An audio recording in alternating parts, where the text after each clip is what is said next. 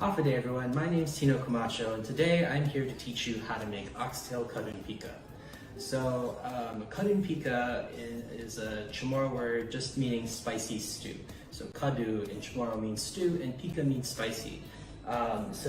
We usually traditionally make this stew with a little bit of soy sauce, some coconut milk, some onion, garlic, a whole slew of other things, your choice of meat and vegetable, some citrus or acid, and some heat. So I just want to run through all the ingredients for you that we'll be using today. So the first thing that we'll be using today is one yellow onion, and then I also use 1 head of garlic. I usually use a few cloves from this, but you'll probably need about maybe like 1/3 of the head. I use 1 can of coconut milk. I use this particular brand of coconut milk. I can bring it up closer to the camera for you all to see. But you can use any old coconut milk as long as it's coconut milk and not coconut cream. So I have soy sauce, which is really critical. I like to use the regular Kikkoman soy sauce. You can use a less sodium version of this if you need a lower sodium diet, if you have a lower sodium diet. And I also have a little bit of kosher salt to season the meat with when we saute it, and some black pepper. I have 3 lemons. The general rule of thumb for the lemons and the soy sauce is for every cup of soy sauce you use, you want about maybe 2 to 3 lemons, depending on how sour your lemons are. My vegetable choice that I usually make, I usually put a little bit of bok choy in, and I also put a little bit of napa cabbage, but you can put just about anything you want into it. It doesn't really matter too much. These particular vegetables have high water content, so what tends to happen is after you throw them in to steam at the very end, it dilutes the broth a little bit and brings it to a less salty taste. So if you plan to substitute with a starchier type of vegetable, make sure that you add a little bit of water. And a couple of really critical components to this are this, which is achoki powder. It's also known as achuete. So achoki powder is something that is used in a lot of Chamorro cooking. It gives red rice its red color, and I use it usually to give a little bit of an earthy, nutty flavor to my Kadun Pika. And the final ingredient that is really critical, in Chamorro we call our peppers doni, but in the States we can't get those types of peppers that grow back home. I'm originally from Guåhan, and we don't have the spiciest peppers in the Marianas. They come from the island of Tinian, but these particular peppers are Thai chilies, which have a really similar flavor profile to what we were used to. So let's get started. So the first thing you're going to need to do for this dish is to cut your onion, your garlic, and your Thai chili peppers. Now,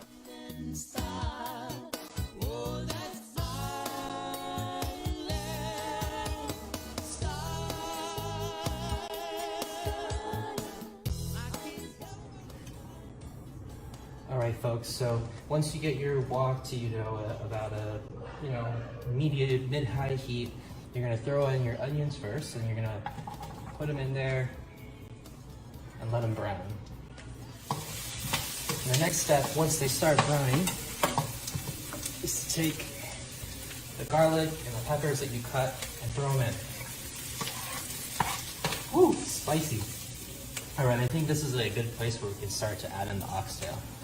Now, when you put in oxtail, or your meat in general, you should probably make sure that it's a little bit at room temperature so that it cooks down. Now, oxtail is a little interesting, right? Because it's not quite the easiest meat to kind of just flip around inside a wok. So what I'm going to do is I'm just going to sear it off on its side. And after that, I'm going to start throwing in all of my liquids.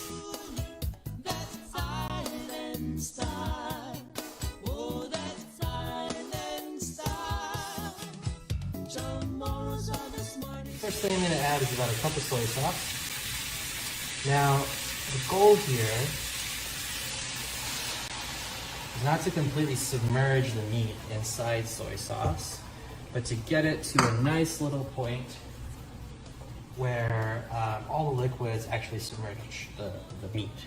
So the next thing I'm going to add is I'm going to add all the lemon juice.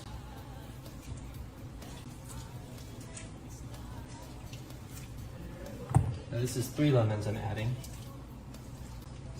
The next thing you want to add is about a half cup of water. Now, looking into this, it seems like there isn't enough liquid to completely submerge the meat. That's probably because I bought a little bit too big of a size of a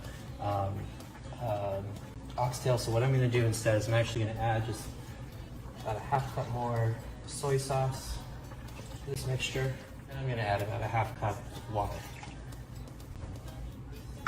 Now, one ingredient I actually forgot to mention earlier was honey. You need a little bit of honey for this dish. You can sub it with some sugar, but honey is a little bit, less sweet, and I think it really balances the flavors and pulls it together in this particular dish. It's a little technique my brother taught me when I made Kadun Pika with him for the first time. So what I do is I actually take it and I drizzle it once to the center, and I take it again and drizzle it again to the center. Then, it's about maybe like a couple tablespoons. And then just give it a little bit of a mix. Now, my oxtail is actually not quite fully submerged yet. Now that's okay. Especially if you're going to cover this and cook it and stew it for a little while. So what I'm going to do is I'm actually going to stew it for about a half hour on one end of the oxtail, and then I'm going to flip it and stew it on the other end. Now, the final thing that we have to add to this before we can, let it sit on its own for a little bit is our achote powder. Now, I put this in so that way it gives the oxtail a little bit of a reddish tinge to it too, and gives it some color, but also infuses that achote flavor into the oxtail.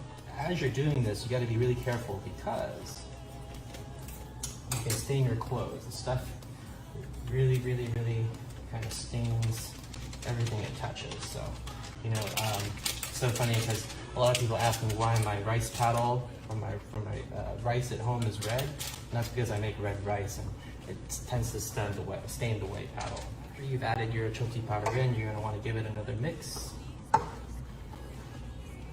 And you want to try as much as possible to ensure that you dissolve all that powder inside the stock. Slap those mosquitoes, slap, slap, slap. Everybody's looking for a new line dance called booty stomper. Alright, so I've gotten as much of that powdery residue down as I could, and the next step is to just let it cover the cup and let it simmer. I'm going to turn down the heat just a little bit. Let it simmer for about 30 minutes. I'm doing it for 30 minutes just because I couldn't completely submerge all of my meat. And then we're going to check on it again, and we're going to flip the meat and let it simmer for another 30 minutes. The first thing that we need to do to finish off this dish is to actually throw in all of the vegetables that we cut up that we're using to supplement all the meat. So again, I use about, maybe like half a head of Napa cabbage and, 2 pieces of bok choy if I'm feeding 2 folks. Let's see. I'm just going to add these things in. Now, what I do is I actually just kind of throw it in. And what happens is it'll cook down inside the steam. And then I take this and I cover it. And I turn the heat up maybe to about, medium heat. And now I'm going to just let it cook for a little bit. In about maybe 5-10 minutes, I'm going to start mixing it together and then throwing in the rest of the components. Everything has been cooked, so all the vegetables are cooking down. I'm just going to give it a little stir now with these tongs. I'm going to try to bury the veggies a little bit into the liquid. Turn the heat down to a low simmer. And